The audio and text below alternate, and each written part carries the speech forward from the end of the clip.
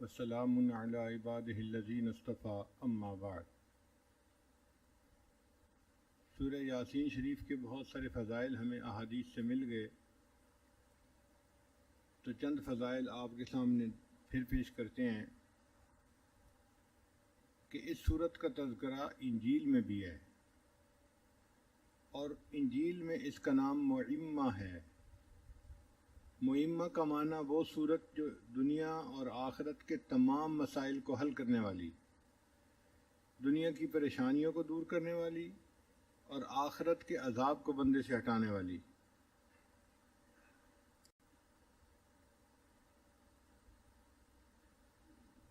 ابو ہریرہ عنہ روایت کرتے ہیں کہ نبی علیہ السلام نے ارشاد فرمایا کہ اللہ تعالیٰ نے آدم علیہ السلام کو پیدا کرنے سے 1000 سال پہلے سورہ یاسین اور سورہ طٰہٰ کی تلاوت فرمائی۔ فرشتوں نے جب سنا تو انہوں نے کہا، وہ کتنے خوش نصیب لوگ ہوں گے کہ جن کے اوپر یہ قرآن اتارا جائے گا، وہ کتنے خوش نصیب سینے ہوں گے جن کے اندر یہ قرآن محفوظ ہوگا، اور وہ کتنی خوش نصیب زبانیں ہوں گی جو اس قرآن مجید کی تلاوت کیا کریں گی۔ فرشتوں نے بھی تعجب کا اظہار کیا۔ سلف صالحین میں ایک بزرگ گزرے ہیں، حکیم ترمذی۔ ایک تو ہے نا امام ترمذی جنہوں نے سنن ترمذی کتاب لکھی، ایک تھے حکیم ترمذی، وہ حکیم بھی تھے اور محدث بھی تھے۔ وہ اپنی کتاب میں لکھتے ہیں کہ اگر کسی آدمی کو قساوت قلبی محسوس ہو کہ میرا دل سخت ہو گیا ہے، تو اس کو چاہیے کہ وہ سورہ یاسین شریف کی تلاوت کرے۔ اس کی تلاوت سے اللہ تعالیٰ دل کی قساوت کو دور کر دیتے ہیں۔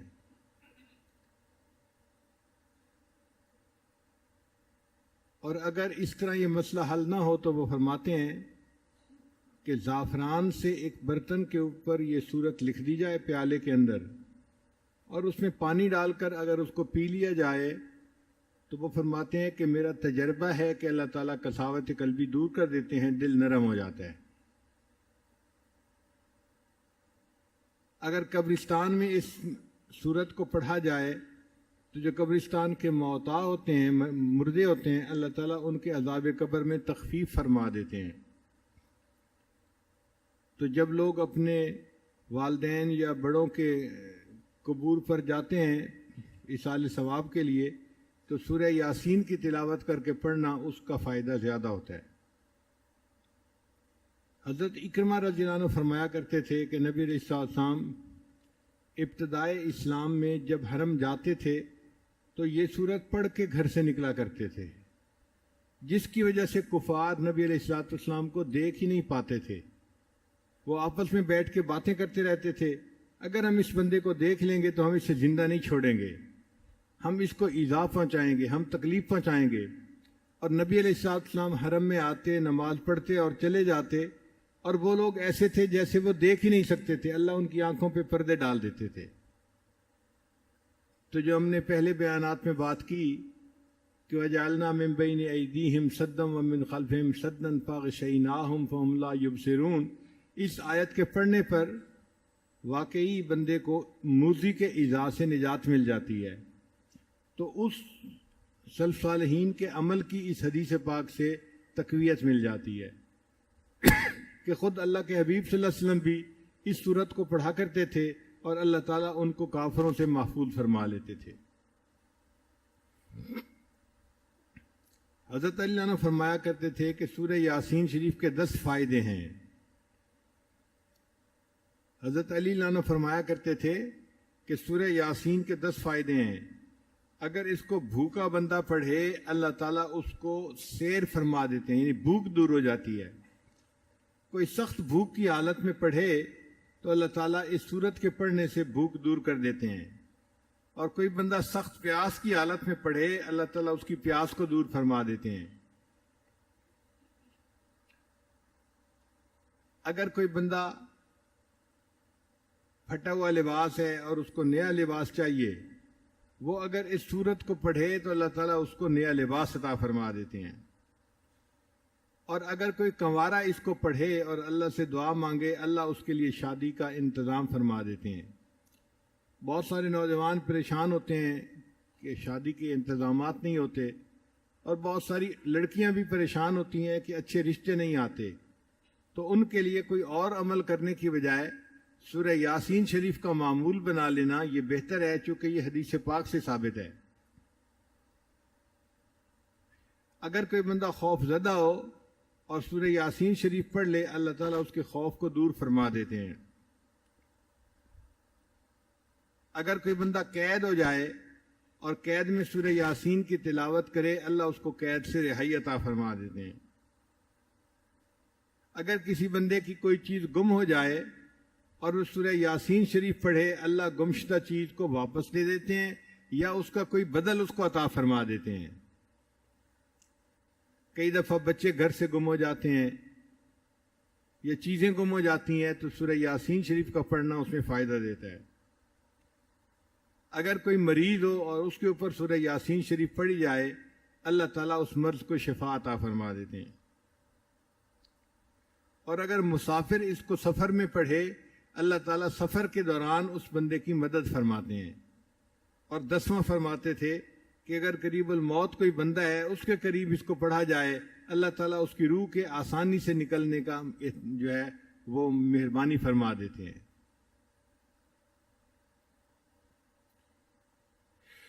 کتابوں میں یہ بھی لکھا ہے کہ اگر کوئی بندہ خواب دیکھے کہ میں سورہ یاسین شریف پڑھ رہا ہوں تو اس کی تعبیر کیا ہے؟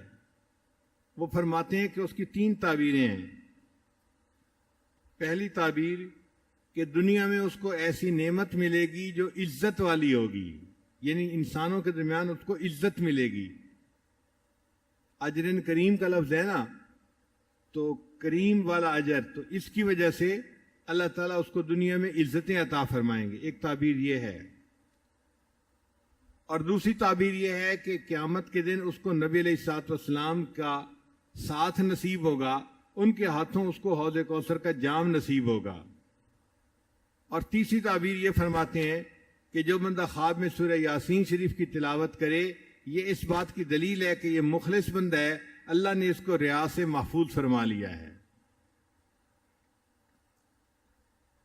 یہ وہ فضائل تھے جو ہمیں اور کئی ساری کتابوں میں سرچ کرنے کے بعد ملے، تو جی چاہا کہ ان فضائل کو آپ کے ساتھ شیئر کر لیا جائے۔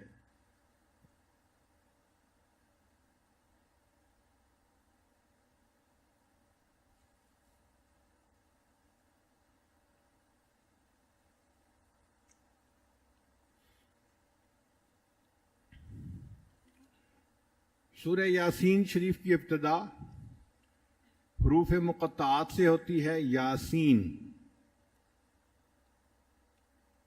یاسین کا معنی ہے یا انسان۔ انسان کی اس میں تصغیر جو ہے وہ انیسین، تو انہیں نکال کے اس کی جگہ حرف ندا یا لگا دیا گیا تو یا انسان بن گیا۔ اور بعض مفسرین نے کہا کہ نہیں، یہ اللہ رب العزت کے ناموں میں سے کوئی نام ہے، اسماء الہی میں سے، اس لیے یاسین اللہ کے نام، اللہ نے اپنے نام سے ابتدا فرمائی۔ بعض مفسرین نے لکھا ہے کہ یہ نبی علیہ الصلوۃ والسلام کا اسم گرامی ہے، یاسین۔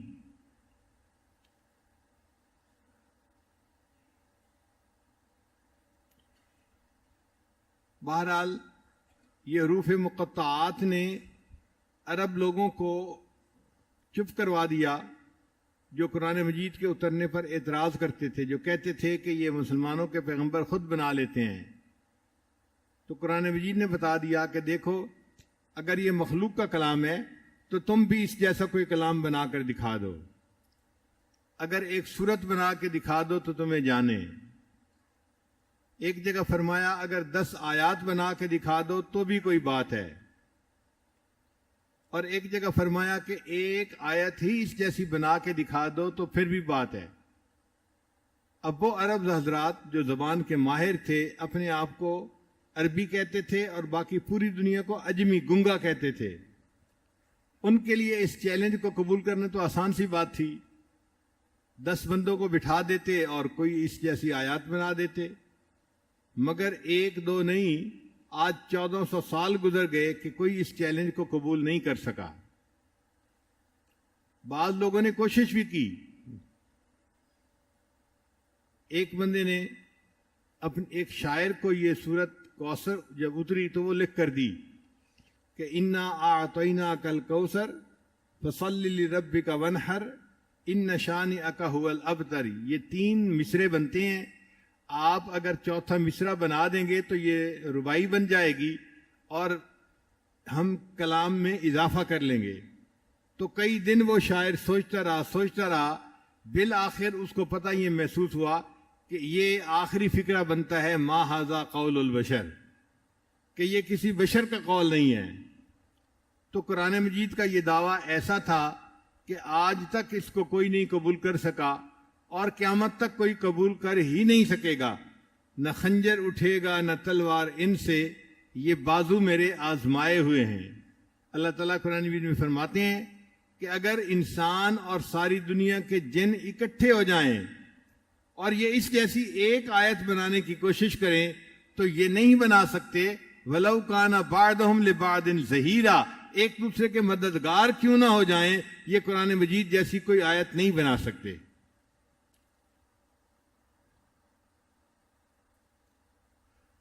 عربی کے جو حروف تہجی ہیں وہ 29 بنتے ہیں، لیکن ان میں 2 حروف ایسے ہیں جو ایک جیسے ہیں، حمزہ اور الف. اگر ان کو ایک سمجھیں تو باقی حروف 28 بنتے ہیں. ان 28 میں سے قرآن مجید میں 24 حروف مقطعات میں استعمال ہوئے ہیں. کیسے استعمال ہوئے ہیں؟ اس کے 3 حصے ہیں. پہلا حصہ الف سے لے کے زال تک، اس میں سے 2 حروف کو لیا گیا، 7 حروف کو چھوڑ دیا گیا 9 میں سے. پھر اس کے بعد آخری حصہ جو ہے فا سے لے کے یا تک، اس میں سے 7 حروف کو لے لیا گیا اور 2 کو چھوڑ دیا گیا، تو 7 اور 2 9 ہو گئے. پھر درمیان کا حصہ بنتا ہے را سے لے کے غین تک، اس میں 10 حروف ہیں، ان میں سے ایک حرف لے لیا، ایک چھوڑ دیا. را کو لے لیا، زا کو چھوڑ دیا، سین کو لے لیا، شین کو چھوڑ دیا، صاد کو لے لیا، لود کو چھوڑ دیا، تو کو لے لیا، ظا کو چھوڑ دیا، عین کو لے لیا اور غین کو چھوڑ دیا. اب یہ کچھ حروف کو لے لینا، کچھ کو چھوڑ دینا، یہ کوئی اتفاقی بات نہیں ہے. اس میں اللہ تعالیٰ کی کوئی بہت بڑی حکمت موجود ہے. تو کوئی بندہ اگر اس کا جواب لکھ سکتا ہے یا لکھ سکتا ہوتا تو وہ لکھ دیتا، مگر کوئی نہیں لکھ سکا. اس سے پتہ چلتا ہے کہ قرآن مجید واقعی اللہ کا کلام ہے، مخلوق کے بس کی بات ہی نہیں اس کی ایک جیسی کوئی آیت بنا دینا.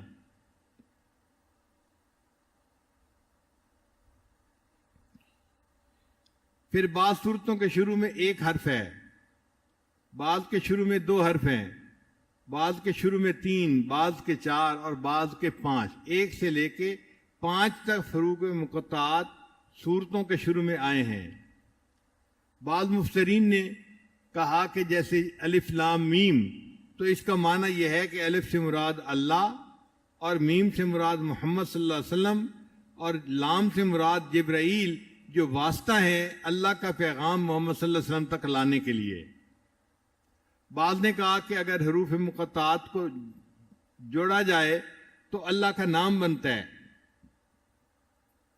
ایک جگہ پر ہے الف لام را، ایک جگہ پر ہے حامیم اور ایک جگہ پر ہے نون. اگر تینوں حروف مقطعات کو ملایا جائے تو الرحمن کا لفظ بنتا ہے. اب اللہ رب العزت نے اپنے نام کے مختلف حروف کو کیسے صورتوں کے آگے تقسیم کیا، اس راز کو کوئی نہیں جانتا، اللہ ہی جانتا ہے. ہاں اتنا ضرور ہے، مفسرین نے لکھا کہ جن صورتوں کے شروع میں الف کا حرف آیا ہے ان صورتوں میں قرآن مجید کا تذکرہ ضرور ہے. الف لام میم ذالک الکتاب لا ریب فیہ، الف لام را تلک آیات الکتاب المبین. اور جن کے آگے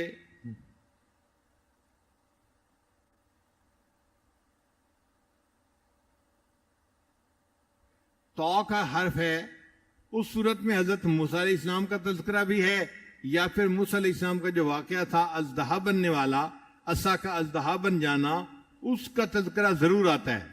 اگر تا کے حرف کو دیکھیں تو جیسے سانپ بیٹھا ہوتا ہے اس کی شکل بالکل اسی طرح بنتی ہے. اور جن صورتوں کے شروع میں نون کا حرف ہے ان میں قلم کا تذکرہ ضرور آیا ہے، نون والقلم وما یسطرون۔ اگر نون کو دیکھیں تو وہ دوات کی معنی لگتا ہے، تو اللہ تعالیٰ نے مختلف حروف مقطعات کے مختلف جو ہے وہ آثار دکھائے ہیں۔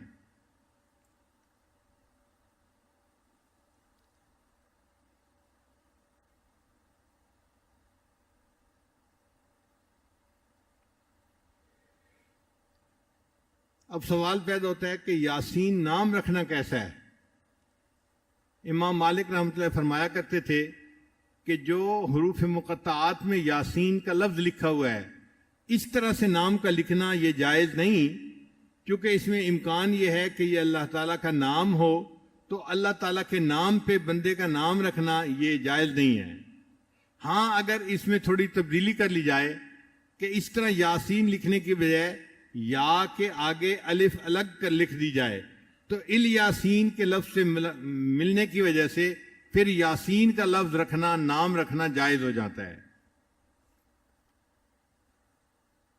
اللہ رب العزت نے قرآن مجید میں مختلف انبیاء کو خطاب فرمایا تو ان کے ذاتی نام لے کر یا آدم، یا نوح، یا زکریا، یا ابراہیم، یا موسیٰ، یا عیسیٰ، یا یحییٰ، تو نام لے کر خطاب فرمایا۔ لیکن اللہ رب العزت نے جب اپنے پیارے حبیب صلی اللہ علیہ وسلم کو خطاب فرمانا تھا تو ان کے صفاتی نام لے کر ان کو اکرام عطا فرمایا، فرمایا یا ایھا النبی یا ایھا الرسول، اور ایک جگہ فرمایا یا ایھا المزمل یا ایھا المدثر، اور ایک جگہ فرمایا یاسین۔ تو دیکھو اللہ تعالیٰ نے اپنے پیارے حبیب صلی اللہ علیہ وسلم کو کتنے پیارے ناموں سے پکارا۔ اب یاسین فرمانے کے بعد اللہ تعالیٰ نے قسم اٹھا کر تصدیق فرمائی، انک لمن المرسلین، بے شک آپ رسولوں میں سے ہیں۔ تو سوچئے کہ اللہ کے محبوب صلی اللہ علیہ وسلم کے دل کو کتنی تسلی ہوئی ہوگی۔ اللہ تعالیٰ نے قرآن مجید میں دوسرے انبیاء کی گواہی بھی دی ہے، مگر قسم اٹھا کر گواہی دینا یہ صرف نبی علیہ الصلوۃ والسلام کی شان ہے۔ اللہ نے ان کو یہ اعزاز عطا فرمایا، اور پھر ساتھ یہ بھی فرما دیا انک لمن المرسلین، آپ بے شک رسولوں میں سے ہیں، اور علی صراط مستقیم، آپ بالکل سیدھے راستے کے اوپر ہیں۔ ہم سورہ فاتحہ میں دعا مانگتے ہیں اہدنا الصراط المستقیم، وہاں بتا بھی دیا گیا کہ جو انعام یافتہ لوگ ہیں ان کا راستہ سیدھا راستہ ہے، مگر یہاں پر اس کو اور کھول دیا گیا کہ جو بندہ نبی علیہ السلام کی شریعت کے اوپر چلتا ہے، ان کی تعلیمات پر عمل کرتا ہے، ان کی سنت کی اتباع کرتا ہے، وہ بندہ بالکل سیدھے راستے پر زندگی گزارنے والا ہوتا ہے۔ تنزیل العزیز الرحیم اتارا زبردست رحم والے نے، لتنذر قوما ما انذر آباؤہم فہم غافلون، تاکہ تو ڈرائے ایسی قوم کو جن کے باپ دادوں نے ڈر نہیں سنا سو وہ غافل ہیں۔ یعنی مکہ کے جو قریش تھے ان کے باپ دادا نے بھی کسی نبی کو نہیں دیکھا تھا، ان کی دعوت کو نہیں سنا تھا، تو اللہ تعالیٰ محبوب صلی اللہ علیہ وسلم کو تسلی دے رہے ہیں کہ یہ آپ کی بات کو اگر نہیں مانتے، غافل ہیں، تو آپ پریشان نہ ہوں، ان کے باپ دادا بھی ایسے تھے اور یہ بھی ایسے ہی ہیں، یہ اپنے رسم و رواج پہ لگے ہوئے ہیں، جو کچھ باپ دادا سے پایا اس بت پرستی کے اوپر زندگی گزار رہے ہیں، آپ ان کی اس غفلت کے اوپر پریشان نہ ہوں۔ لقد حق القول علی اکثرہم فہم لا یؤمنون، ثابت ہو چکی ہے یہ بات ان میں سے اکثر پر کہ یہ ایمان نہیں لائیں گے۔ اللہ تعالیٰ کو تو معلوم ہے کہ کون ایمان لائے گا اور کون نہیں لائے گا، تو ان قریش مکہ کے بارے میں اللہ فرماتے ہیں کہ یہ بات لکھی جا چکی کہ یہ لوگ ایمان نہیں لائیں گے۔ کیوں نہیں لائیں گے؟ انا جعلنا فی اعناقہم اغلالا فہی الی الاذقان فہم مقمحون، ہم نے ڈالے ہیں ان کی گردنوں میں طوق، سو وہ اپنی ٹھوڑیوں تک، اور ان کے سر اونچے ہو گئے ہیں۔ پہلے زمانوں میں لوہے کا بنا ہوا، جیسے لوگ اپنے یہ گردن کا مورا ہل جائے یا تکلیف ہو تو لوگ ایک پیڈ سا لگا لیتے ہیں اپنے گلے کے اوپر، ہم نے دیکھا ہے کہ وہ پھر نیچے نہیں دیکھ سکتے. اسی طرح لوہے کے بنے ہوئے توق کئی دفعہ گردن میں لگا دیے جاتے تھے، جس کی وجہ سے سر اوپر ہو جاتا تھا اور وہ بندہ نیچے دیکھنے سے محروم ہوتا تھا، راستے کا پتہ ہی نہیں چلتا تھا اس سے. اللہ فرماتے ہیں ان لوگوں کے گلے میں بھی توق پڑے ہوئے ہیں. وہ توق لوہے کے نہیں، وہ توق ہیں باپ دادا کی رسومات کے توق، حب مال کے توق، حب جاہ کے توق. اور اس توق کی وجہ سے ان کو سیدھا راستہ نظر ہی نہیں آتا، لہذا یہ غلط راستے پر زندگی گزارتے پھر رہے ہیں.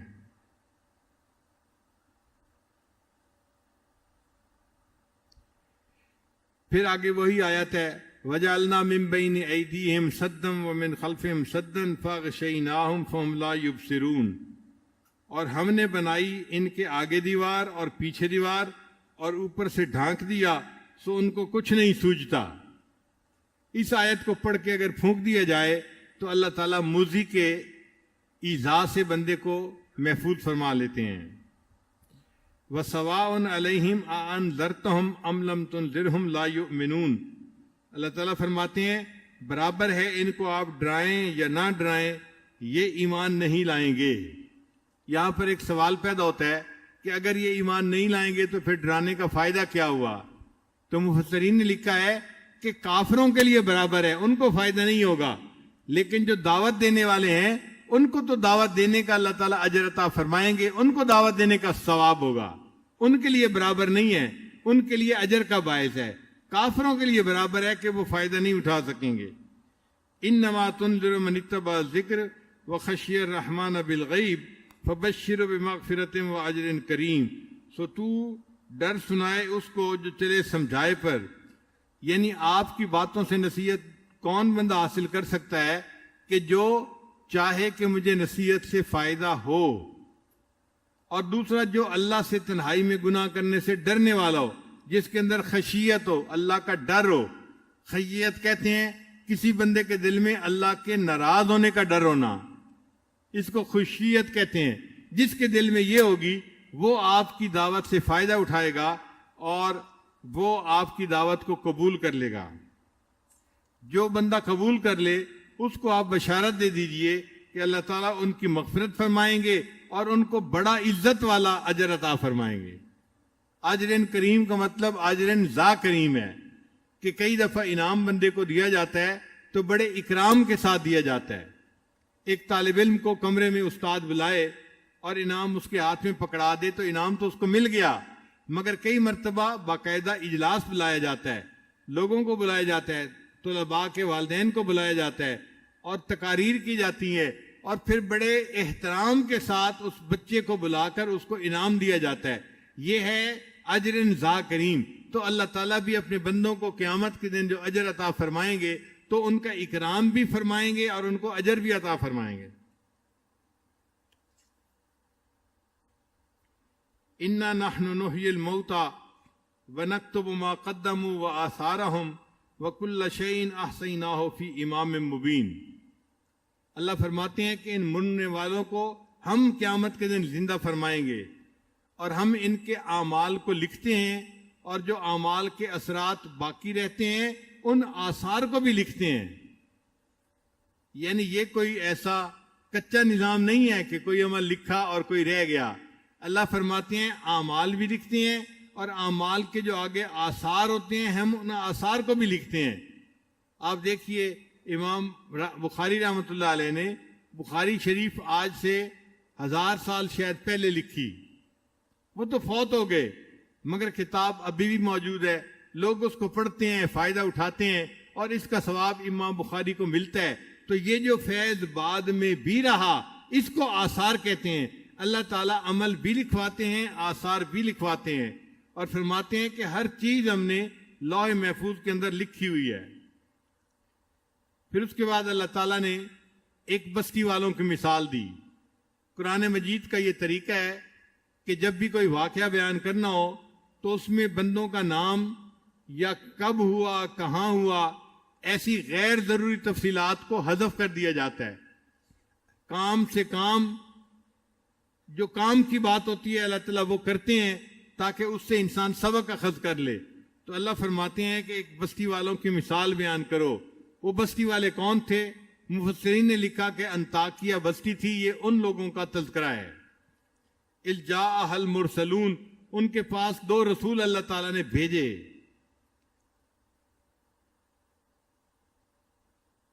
جب انہوں نے 2 رسولوں کی تکذیب کی کہ جیسے ہم بشر ہیں تم بھی ایسے ہی بشر ہو، تم نے باتیں گھڑ لی ہیں اور کہتے ہو کہ اللہ کا پیغام آیا ہے، کوئی پیغام نہیں آیا، کچھ نازل نہیں ہوا۔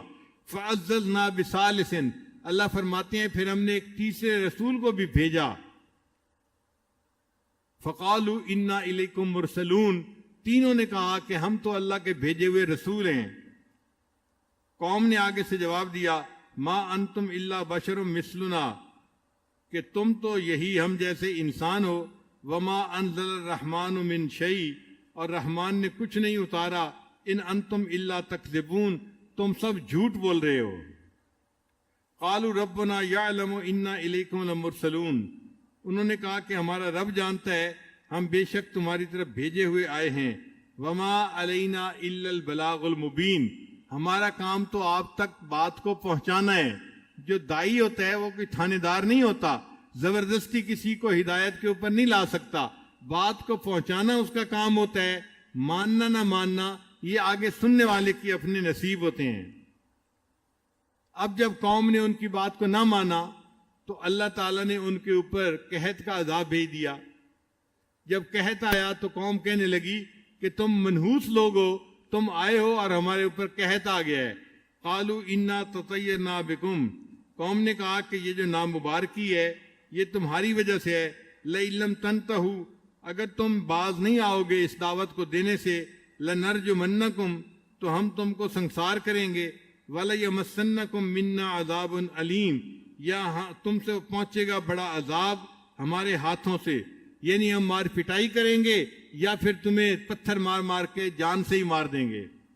قالوا، ان انبیاء نے جواب دیا، طائرکم معکم، یہ جو نحوست ہے یہ تمہارے پاس ہی ہے، تم نے حق کو قبول کرنے سے انکار کر دیا، اس لیے اس کی وجہ سے تم پر عذاب آیا ہے، تو ہماری وجہ سے نہیں، یہ تمہاری نحوست ہے جو تمہارے پاس ہے۔ اَإِن ذُكِّرْتُمْ، اگر تم اتنی بات پر کہ تم کو سمجھایا، بل انتم قوم مسرفون، کوئی نہیں، تم لوگ تو حد سے گزرنے والے لوگ ہو۔ جب انبیاء نے دعوت دی اور قوم نے قبول نہ کی تو ایک بندہ تھا جو شہر کے دوسرے کنارے پر رہتا تھا۔ وَجَاءَ مِنْ أَقْصَى الْمَدِينَةِ رَجُلٌ يَسْعَىٰ، اور آیا شہر کے پرلے سرے سے ایک بندہ دوڑتا ہوا۔ یعنی دین کی دعوت کے راستے میں انسان صرف چلے نہیں بلکہ اس طرح تیز چلے کہ جیسے کوئی بندہ دوڑ رہا ہوتا ہے۔ اللہ کے راستے پہ بندے نے چلنا ہو تو ایسے چلے جیسے دوڑتے ہیں، اس لیے اللہ فرماتے ہیں فَفِرُّوا إِلَى اللَّهِ، اللہ کی طرف فرار اختیار کرو۔ فرار کا لفظ کیوں استعمال کیا؟ کہ جیسا بندھا ہوا جانور چھوٹتا ہے نا تو وہ بھاگ پڑتا ہے جہاں چارہ ہوتا ہے اس طرف۔ تو اللہ فرماتے ہیں کہ تم بھی دنیا کے ان جھمیلوں میں جکڑے ہوئے ہو، جب تم یہاں سے چھوٹو گے تو اپنے رب کی منزل کی طرف بھاگ پڑو۔ فَفِرُّوا إِلَى اللَّهِ، تو دائی کو اور اللہ کی طرف جانے والوں کو تیزی سے کام کرنا چاہیے، ہمت سے کام کرنا چاہیے، سست روی سے قدم اٹھانا اس راستے پر جائز نہیں ہے۔ پھر یہاں سے یہ مسئلہ بھی سامنے آیا کہ کئی مرتبہ قریب کے لوگ فائدہ نہیں اٹھا پاتے اور دور کے لوگ فائدہ اٹھا لیتے ہیں۔ دیکھیں جن کو انبیاء نے دعوت دی وہ انکار کر رہے ہیں، اور جو شہر کے دوسرے کنارے پہ بندہ ہے وہ بات کو مانتا ہے اور وہ دوڑ کے آ رہا ہے۔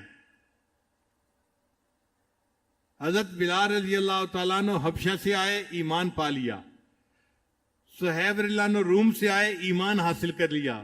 اور ابو جہل کا حال دیکھو کہ وہ مکہ میں رہتا تھا اور ایمان سے محروم رہ گیا۔ قال یا قوم اتبعوا المرسلین، اس بندے کا نام تھا حبیب اور یہ لکڑی کا کام کرتا تھا، حبیب نجار اس کا نام تھا۔ اس نے آ کے انبیاء کی تائید کی، کہنے لگا اے قوم ان رسولوں کی بات کی اتباع کر لو، اتبعوا من لا یسألکم اجرا، تم ایسے بندے کے راستے پر چلو جو تم سے بدلہ نہیں مانگتے، وہم مہتدون، اور وہ ہدایت کے اوپر ہیں۔ پھر حبیب نے بڑے پیارے انداز سے ان کو اللہ کی طرف بلایا، وَمَا لِيَ لَا أَعْبُدُ الَّذِي فَطَرَنِي وَإِلَيْهِ تُرْجَعُونَ، اور مجھ کو کیا ہوا کہ میں بندگی نہ کروں اس اللہ کی جس نے مجھ کو بنایا اور اسی کی طرف ہم نے پھر کر واپس لوٹنا ہے۔ یعنی یہ بھی تو کہہ سکتا تھا کہ تم کیوں نہیں بندگی کرتے، مگر بہتر انداز بات کا یہ ہوتا ہے کہ اس وقت دائی اپنے آپ کو عاجز سمجھ کر، چھوٹا سمجھ کر اپنے اوپر بات کرے، مجھے کیا ہو گیا کہ میں اللہ کی عبادت نہ کروں۔ اصل میں تو وہ ان کو کہنا چاہتے تھے کہ تمہیں کیا ہو گیا، تم اللہ کی عبادت نہیں کرتے، مگر پیارا انداز اپنایا کہ مجھے کیا ہو گیا، میں اس اللہ کی بندگی نہ کروں جس نے مجھے پیدا کیا۔ پتہ چلا کہ جو پیدا کرنے والا ہوتا ہے عبادت اسی کا حق ہوتا ہے، تو بندے کے اوپر حق ہے کہ وہ اپنے پروردگار کی عبادت کرے۔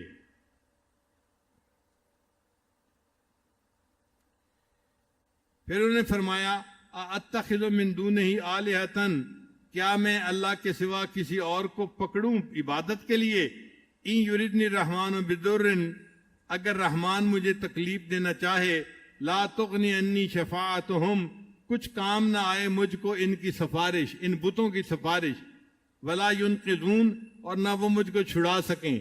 یعنی جب مجھے تکلیف اللہ نے دینی ہے، تکلیف ہٹانی اللہ نے ہے، اللہ میرا مشکل کشا ہے، تو میں ان بتوں کی پوجا کیا کروں جو میرے کسی کام کے نہیں ہیں۔ انی اذل فی ضلال مبین، پھر تو میں بھٹکتا گمراہ رہوں سری، یعنی پھر تو میں بھٹکنے والا بندہ بن جاؤں کہ اللہ نے مجھے پیدا کیا اور میں ان بتوں کی پوجا کرنے والا بن جاؤں۔ انی آمنت بربکم فاسمعون، میں یقین لایا تمہارے رب پر، ذرا میری بات سن لو۔ تو حبیب نجار نے انبیاء کو بھی یہ بات سنائی کہ وہ گواہی دے سکیں اس کے ایمان کی، اور قوم کو بھی بات سنائی کہ قوم اس کی بات کو سن کے وہ بھی ایمان کو قبول کر لے۔ فاسمعون کا معنی ہے فاسمعونی، میری بات کو اچھی طرح سن لو۔ اور واقعی کئی مرتبہ انسان دوسرے کو اپنے بات پر گواہ بناتا ہے۔ اسی حدیث پاک میں آتا ہے کہ جو بندہ اللہ کا ذکر کرتا ہے بلند آواز سے، تو پتھر، درخت اور یہ چیزیں بھی قیامت کے دن اس بندے کے ذکر کرنے کی گواہی دیں گی۔ اور جو بندہ انگلیوں کے اوپر گن کے ذکر کرتا ہے، تو یہ انگلیاں اور جسم کے اعضاء قیامت کے دن اس بندے کے ذکر کے اوپر گواہ بن جائیں گے۔ جیسے گناہوں پہ گواہ بنتے ہیں، ایسے نیکی کے گواہ بھی بن جائیں گے۔ اسی لیے جب عمرے اور حج پہ جاتے ہیں تو نبی علیہ السلام کے روضہ انور پہ حاضری کے وقت سلام پڑھتے ہیں، اور سلام پڑھ کے پھر کلمہ شہادت پڑھ کے اللہ کے محبوب صلی اللہ علیہ وسلم کو اپنے ایمان پر گواہ بناتے ہیں۔ اے اللہ کے حبیب صلی اللہ علیہ وسلم، آپ قیامت کے دن ہمارے ایمان کی گواہی دے دیجئے گا۔ اگر اللہ کے محبوب نے قیامت کے دن ایمان کی گواہی دے دی تو ہماری کشتی کنارے لگ جائے گی۔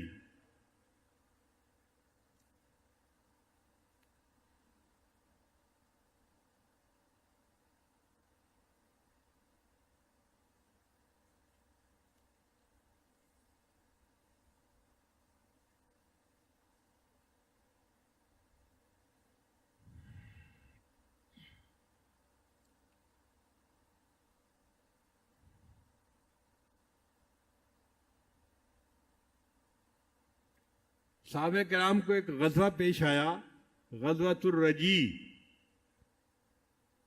اس میں 70 قراء یعنی حفاظ شہید ہو گئے۔ اب 70 حفاظ کا شہید ہو جانا بہت بڑا نقصان ہے۔ وہ جو کافر تھے وہ ان کو لے گئے تھے کہ جی ہم دین سیکھنا چاہتے ہیں، مگر بدعہدی کر کے انہوں نے جب دیکھا ویرانہ ہے تو ان حفاظ کو شہید کر دیا۔ تو جب وہ حفاظ شہید ہو گئے، اللہ تعالیٰ نے ان کو جنت میں پہنچا دیا، تو انہوں نے اس وقت یہ دعا مانگی، بلغوا عنا قومنا، ہماری طرف سے ہماری قوم کو یہ بات پہنچا دیجئے، ان قد لقینا ربنا، کہ ہماری اللہ رب العزت سے ملاقات ہو گئی ہے، فرضی عنا، اللہ ہم سے راضی ہے، وارضانا، اور ہم اللہ سے راضی ہو گئے۔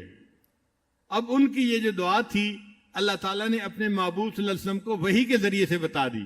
تو نبی علیہ السلام نے فرمایا کہ 70 حفاظ کو شہید کیا گیا، اور وہ حفاظ یہ دعا کرتے تھے کہ ہماری یہ بات نبی علیہ السلام تک پہنچا دی جائے کہ ہمیں اللہ تعالیٰ نے، ہمیں اللہ کی ملاقات نصیب ہو گئی، اللہ ہم سے راضی ہو گیا، ہم اللہ سے راضی ہو گئے. حضرت خبیب رضی اللہ تعالیٰ عنہ ایک صحابی تھے، ان کو مکہ والوں نے شہید کیا تھا، پھانسی پہ لٹکایا تھا. تو انہوں نے آخری وقت میں دعا مانگی تھی، اے اللہ میں آپ کے حبیب صلی اللہ علیہ وسلم سے اس وقت اگرچہ بہت دور ہوں، وہ مدینہ میں ہیں اور میں مکہ میں ہوں، اگر ممکن ہو سکتا ہے تو میرے آقا کو میرا یہ جو ہے حال دکھا دیجئے.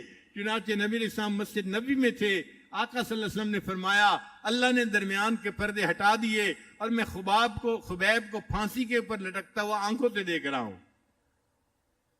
تو جو شہید ہوتے ہیں وہ اپنی شہادت کے وقت تمنا کرتے ہیں کہ کاش قوم کو پتہ چل جائے اللہ نے ہمارے ساتھ کیا مہربانی فرمائی، کیا احسان کا معاملہ فرمایا. اسی لیے جب نیک بندہ قبر میں جاتا ہے اور اس کا وہاں اکرام کیا جاتا ہے تو وہ کہتے ہیں دعونی ارجع الی اہلی فاخبرہم، مجھے چھوڑ دو میں جاؤں اپنے گھر والوں کے پاس اور میں ان کو بتاؤں کہ مجھے قبر کے اندر کیا کیا نعمتیں ملی ہیں.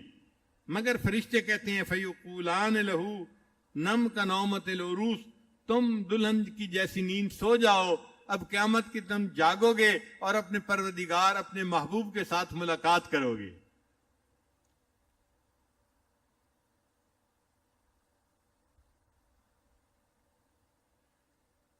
اب قوم نے جب حبیب نجار کی یہ بات سنی تو انہوں نے حبیب نجار کو قتل کر دیا.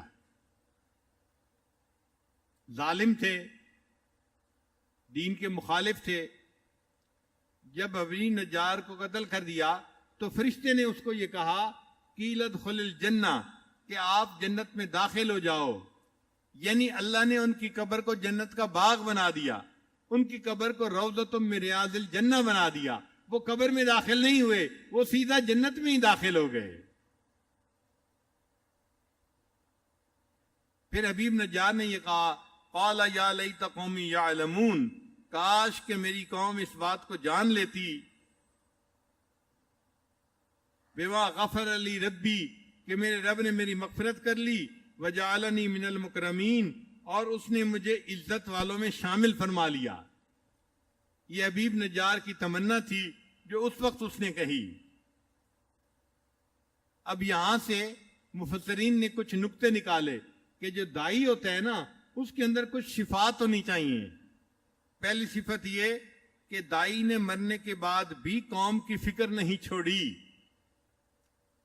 حبیب نجار کو موت آ گئی اور مرنے کے بعد بھی وہ چاہ رہا ہے کہ جو مجھے ملا کاش میری قوم دیکھ لیتی اور ہو سکتا ہے وہ ایمان لے آتی. یعنی دائی دعوت ایسا دے کہ اس کو مرنے کے بعد بھی اس کی فکر رہے.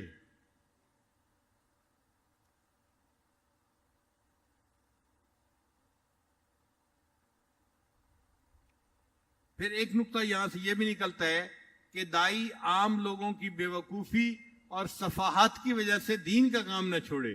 اگر لوگ بات نہیں مان رہے تو بندہ پریشان ہو کہ ایک طرف نہ ہو جائے جی ان کو میں نے کیا دین کی طرف بلانا.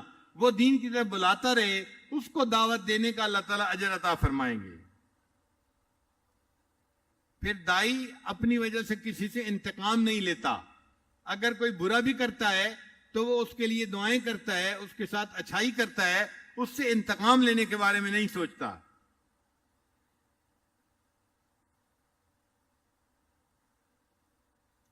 امام اعظم ابو حنیفہ رحمۃ اللہ علیہ کا ایک مخالف تھا.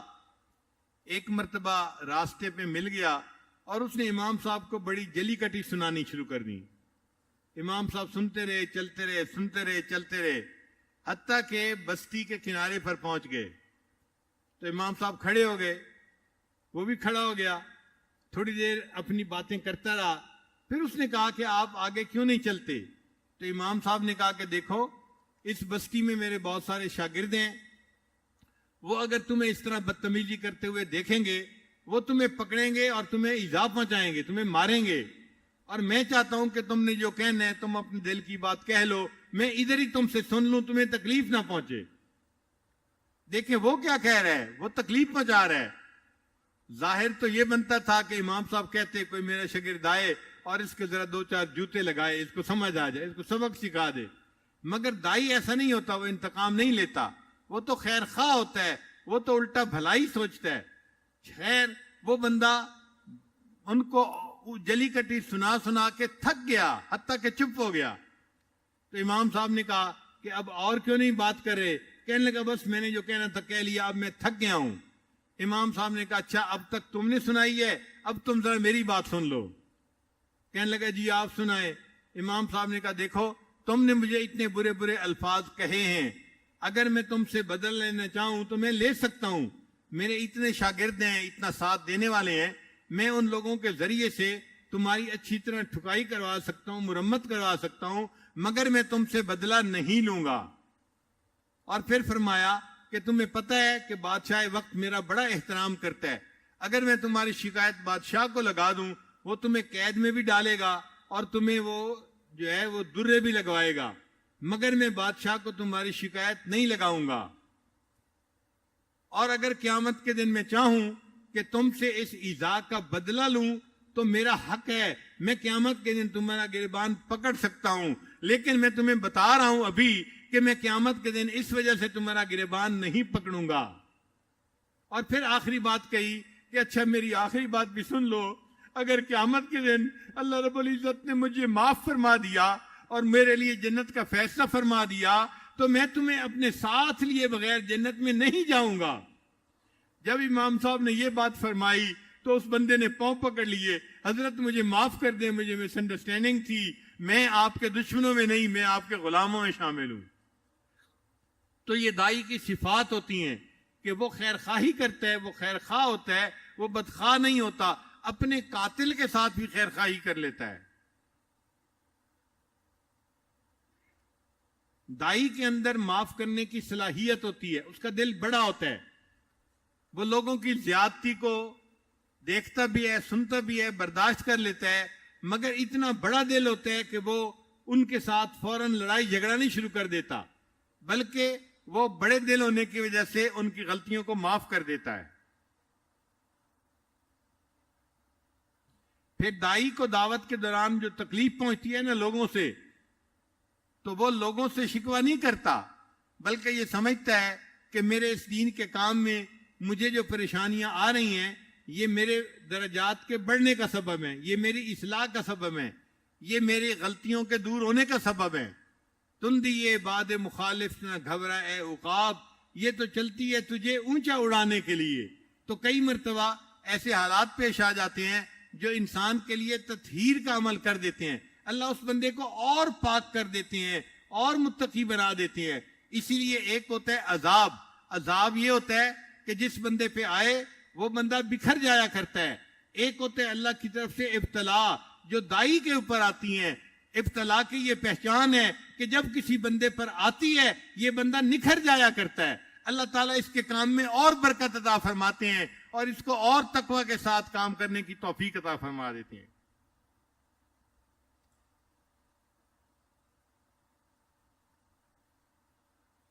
جیسے حاملہ عورت قے کر دیتی ہے نا، تو اس کو پتہ ہوتا ہے کہ یہ قے اس بات کی علامت ہے کہ میرے پیٹ کے اندر بچہ نشوونما پا رہا ہے. اسی طرح دائی کو جب دعوت کے دوران تکلیف پہنچتی ہے تو یہ اس بات کی علامت ہوتی ہے کہ اللہ تعالیٰ نے اس کی دعوت کے کام کو قبول فرما لیا، اب اللہ تعالیٰ اس کے ساتھ خیر کا معاملہ فرما دیں گے.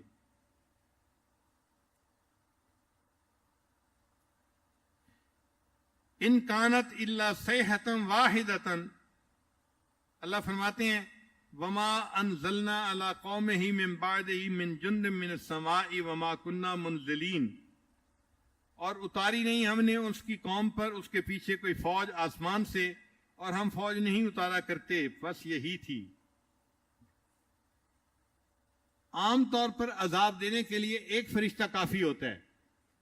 چنانچہ لوط علیہ السلام کی قوم کی طرف حضرت جبرائیل علیہ السلام آئے اور انہوں نے زمین کے اس ٹکڑے کو زمین سے اکھاڑا پر کے ساتھ اور آسمان کی بلندیوں پر لے گئے، اور زمین کے پورے ٹکڑے کو انہوں نے نیچے ڈال دیا، نیچے پھینک دیا.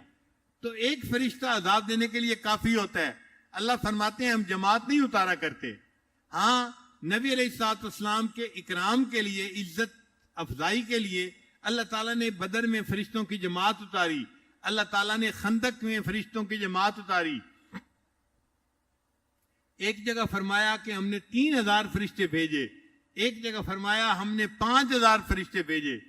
آپ اندازہ لگائیے کہ نبی علیہ الصلوۃ والسلام کی تائید کے لیے اور مدد کے لیے اللہ نے 5000 فرشتے بھیجے، جبکہ ایک فرشتہ مکے والوں کے لیے کافی تھا. مگر عزت افزائی تھی، اللہ نے اپنے محبوب صلی اللہ علیہ وسلم کی اتنی عزت افزائی فرمائی. اب یہ قوم جس نے رسولوں کی بات نہیں مانی، اللہ فرماتے ہیں ان کانت الا صیحۃ واحدۃ، بس ایک چنگاڑ تھی، فاذا هم خامدون، اور ایسی فرشتے نے آواز نکالی کہ اس چنگاڑ کو سن کے سب مر گئے، سب ٹھنڈے ہو گئے. یا حسرتن علی العباد، افسوس ہے بندوں پر، ما یاتیہم من رسول، ان کے پاس کوئی رسول نہیں آتا، الا کانوا بہ یستہزئون، مگر یہ اس کے ساتھ ٹھٹھا کرتے ہیں. اللہ تعالی ہمیں دائی کی دعوت کو قبول کرنے کی توفیق عطا فرمائے، اور اللہ تعالی ہمیں نیکی پر زندگی گزارنے کی توفیق عطا فرمائے. وآخر دعوانا ان الحمد للہ رب العالمین. تھوڑی دیر کے لیے مراقبہ فرما لیجئے، آنکھوں کو بند کر لیجئے، سر کو جھکا لیجئے. دنیا اور جو کوئی دنیا میں ہے اس سے ہٹ کٹ کے اللہ کی یاد میں ڈوب جائیے.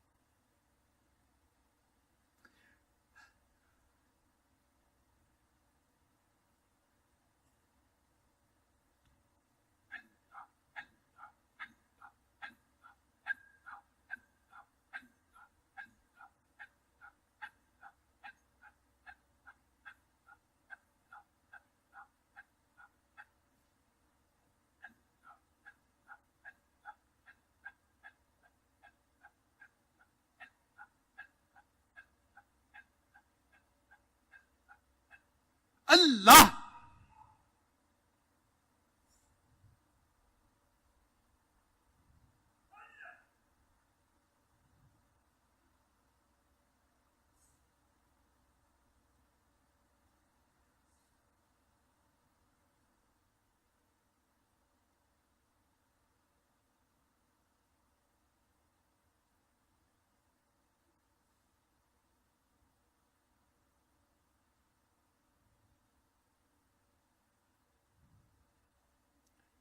لا الہ الا اللہ محمد الرسول اللہ. دعا کر لیجئے.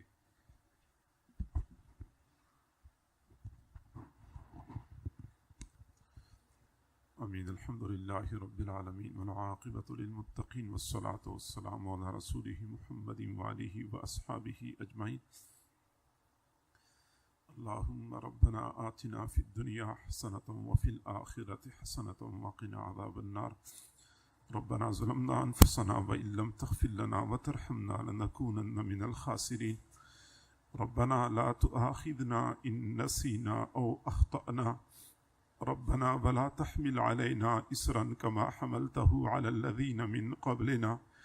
ربنا ولا تحملنا ما لا طاقة لنا به. واعف عنا واغفر لنا وارحمنا أنت مولانا فانصرنا على القوم الكافرين. اے کریم پروردگار ہمارے گناہوں کو معاف فرما، ہماری خطاؤں کو معاف فرما، ہمارے عیبوں کی پردہ پوشی فرما. اللہ ہم تو ایسا نہ بن سکے کہ تجھے پسند آ جائیں.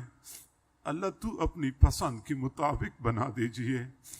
کریم اللہ اپنے آپ کو تیرے حوالے کرتے ہیں، ہمارے بارے میں تیرے فیصلے چلتے ہیں. اے کریم پروردگار ہمیں نیک بنا دیجئے. میرے اللہ ہم صبح توبہ کرتے ہیں، شام کو توڑ بیٹھتے ہیں، شام کو توبہ کرتے ہیں، صبح کو توڑ بیٹھتے ہیں. یہ سلسلہ کب تک چلتا رہے گا؟ ہمیں توبہ پر استقامت نصیب فرما. اے کریم پروردگار دنیا میں ہم نے دیکھا ہے بھیک مانگنے والا جب بڑا دروازہ دیکھتا ہے تو اونچی صدا لگاتا ہے، اس کو امید ہوتی ہے بڑا دروازہ ہے، ایک مرتبہ کھل گیا تو کام بن جائے گا. اللہ تیرا دروازہ تمام دروازوں سے بڑا ہے. گداگر جمع ہو چکے ہیں، بھکاری جمع ہو چکے ہیں، تیری رحمتوں کی بھیک مانگ رہے ہیں. رحمتوں کے صدقے عطا فرما دیجئے. میرے اللہ ہم اقراری مجرم ہیں، اپنی غلطیوں کا اعتراف کرتے ہیں. اللہ معاف کر دیجئے. اے کریم اللہ معاف کر دیجئے. کریم پروردگار ہمارے گناہ آسمان کے ستاروں سے زیادہ ہیں، زمین کے ریت کے ذرات سے زیادہ ہیں، سمندر کے پانی کے قطرات سے زیادہ ہیں. اللہ تیرے رحم و کرم کی سمندروں سے زیادہ نہیں ہے. کریم پروردگار اپنی رحمتوں کو دیکھ لیجئے، ہمارے گناہوں کو نہ دیکھ، رحمتوں کا معاملہ فرما دیجئے. کریم اللہ بنی اسرائیل میں 100 بندوں کا قاتل جب نیکوں کی بستی کی طرف چل پڑا، ابھی پہنچا بھی نہیں تھا، تو نے مغفرت کا فیصلہ فرما دیا. اللہ ہم تو نیکوں کے قدموں میں پہنچ چکے ہیں. اللہ ہمیں معاف کر دیجئے. کریم اللہ معاف کر دیجئے. میرے اللہ گناہ کر کر کے ہم نے تجھے ناراض کر دیا ہے. میرے اللہ اب ناراضگی ختم فرما دیجئے، ناراضگی ختم فرما دیجئے. اللہ مان جائیے، اے اللہ مان جائیے. اے کریم اللہ مان جائیے. اللہ اب تجھے اپنی رحم و کرم پہ بڑا ناز ہے. قرآن پاک میں بار بار کہتا ہے میں رحیم ہوں، میں کریم ہوں. اللہ تو دکھا دیجئے تو کیسے رحیم و کریم ہے. اللہ رحم و کرم کا مظاہرہ فرما دیجئے. کریم پروردگار ہمیں اچھی طرح نظر آ رہا ہے اگر یہ اعتکاف اسی طرح گزر گیا کہ ہمارے گناہوں کی بخشش نہ ہوئی، اللہ ہم کہاں جائیں گے اپنے گناہ بخشوانے کے لیے؟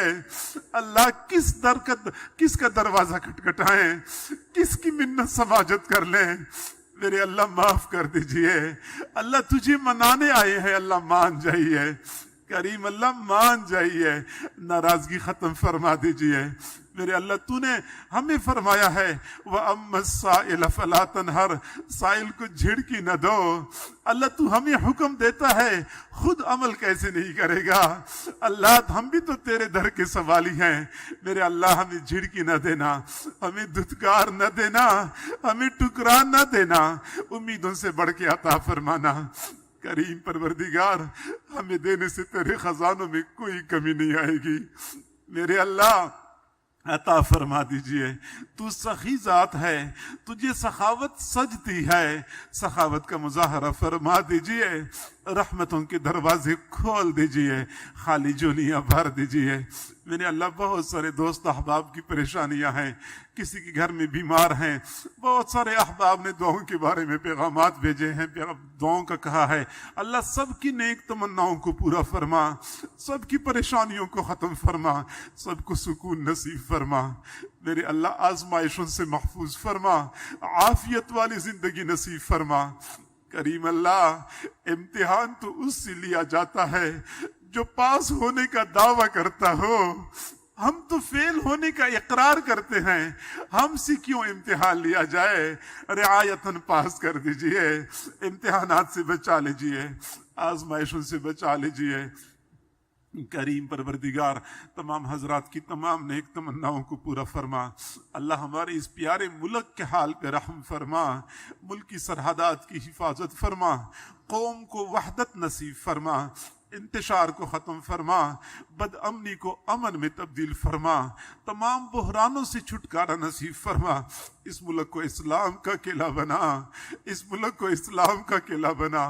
میرے اللہ، یہ ملک کفریہ طاقتوں کی آنکھوں میں کانٹے کی طرح کھٹک رہا ہے، اللہ وہ اس کو مٹانے پہ تلے ہوئے ہیں، لیکن اللہ مٹانے والوں سے زیادہ بچانے والا طاقتور ہے۔ اپنی قوتوں کا مظاہرہ فرما دیجئے، اسلام کا بول بالا کر دیجئے، اس ملک کی حفاظت فرما دیجئے۔ جہاں جہاں مسلمان پریشان ہیں، سب کی پریشانیوں کو ختم فرما۔ میرے اللہ، عید قریب آ رہی ہے، ہمارے بہت سارے مسلمان بھائی اس وقت بھی اپنے گھروں سے بے گھر ہیں، کیمپوں میں اور خیموں میں زندگی گزار رہے ہیں۔ کریم اللہ، ان بیچاروں کی عید کیا عید ہوگی؟ اللہ ان کو جلد از جلد اپنے گھروں تک باعزت طریقے سے واپس لوٹا دیجئے۔ ہمارے بہت سارے مسلمان بھائی اس وقت ہسپتالوں میں ہوں گے، اللہ اگر ٹھیک نہ ہوئے ان کی عید ہسپتالوں میں گزر جائے گی۔ میرے اللہ، ہسپتالوں سے جلدی ان کو شفا یاب فرما دیجئے، مزید ہسپتالوں کے دھکے کھانے سے بچا لیجئے۔ بہت سارے مسلمان ایسے ہیں جو بے گناہ اللہ کو جیلوں میں قید ہیں، کریم پروردگار ان کو بھی جلدی چھٹکارا نصیب فرما، اپنے پیاروں تک جلدی ان کو لوٹا دیجئے۔ ہماری ان دعاؤں کو اپنی رحمت سے قبول و منظور فرما، ہماری اس ادارے کو دن دگنی رات چوگنی ترقی عطا فرما، ادارے کے فیض کو عالم کے کونے کونے میں پہنچا۔ جن اسباب کی ضرورت ہے غیبی خزانوں سے اسباب کا انتظام فرما۔ اللہ ہمیں اپنے بڑوں کی قدر کرنے کی توفیق عطا فرما، ہم پر ہمارے اپنے بڑوں کا سایہ تا دیر قائم و دائم فرما، ہمیں ان کی فیوزات سے مستفید فرما۔ اللہ ان کو بھی ہر قسم کے شرور و فتن سے مامون و محفوظ فرما، اللہ بدخواہوں کی بدخواہی سے محفوظ فرما، دنیا اور آخرت کی تمام بھلائیاں نصیب فرما۔ وصلی اللہ تعالی علی خیر خلقہ محمد وآلہ واصحابہ اجمعین برحمتک یا ارحم الراحمین۔